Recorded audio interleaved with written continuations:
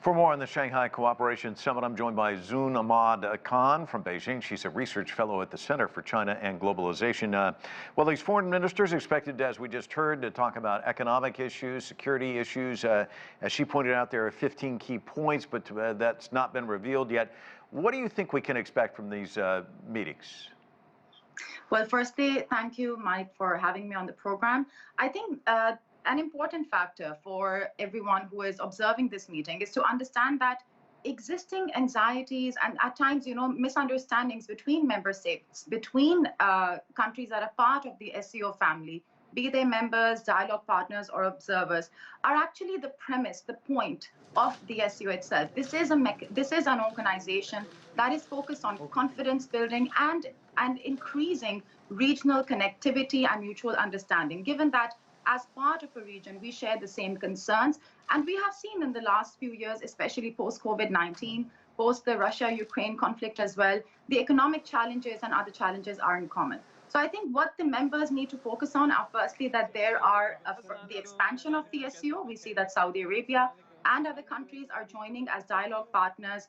Iran and Belarus will become new members. These are all factors that will be discussed in detail, what that really means in terms of the enlargement and in terms of what the organization can achieve. Another factor is, yes, please go ahead. Well, I was just going to say, to your point, dialogue is so important. I mean, you're looking at some sticky issues. I mean, we just talked about the Pakistani delegation being there, the issues between India and Pakistan, and also there are still some unresolved issues between India and China. And we know that Qin Gang, the foreign minister from China, met with his counterpart from India. Again, this dialogue, very important, I would imagine. Very important. And I'll add that, during the G20 recently, Qin Gang mentioned that the relation currently between India and China is abnormal. What that means is they need to find ways, both countries need to find ways, like right now, the interview that you just aired, he said we shouldn't sidestep the issues. But the question is not sidestep, but at least compartmentalize the issues, because India and China, especially in the last decades, have seen positive cooperation despite outstanding issues. Another two important things, I'll try to be quick, for the Indian side to understand, is that in the 1950s, before the Cold War gained impetus, India and China, Mao and Nehru had a good cooperation. They were able to understand the importance of this relationship. In Goa in 2016, again, the importance of India-China cooperation was highlighted by both sides.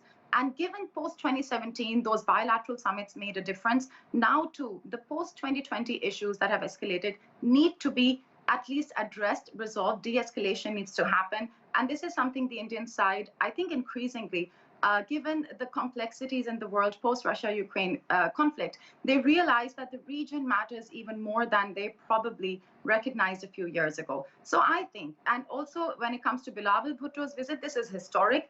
He did mention, because after the 2019 challenges on both sides, the status of Kashmir was changed from Indian side. This is the primordial issue between India and Pakistan. It has complicated further the relationship. And Bilawal Bhutto did mention he's going for the SCO, an organization Pakistan gives extreme importance to, and will have constructive dialogue with friendly countries. That said, the SCO, we can see, is serving as a platform for the Chinese and Indian counterparts to meet and discuss how can issues be compartmentalized, and is serving an opportunity for the Pakistani foreign minister to at least meet his Indian counterpart, if not bilateral meetings, share the same space.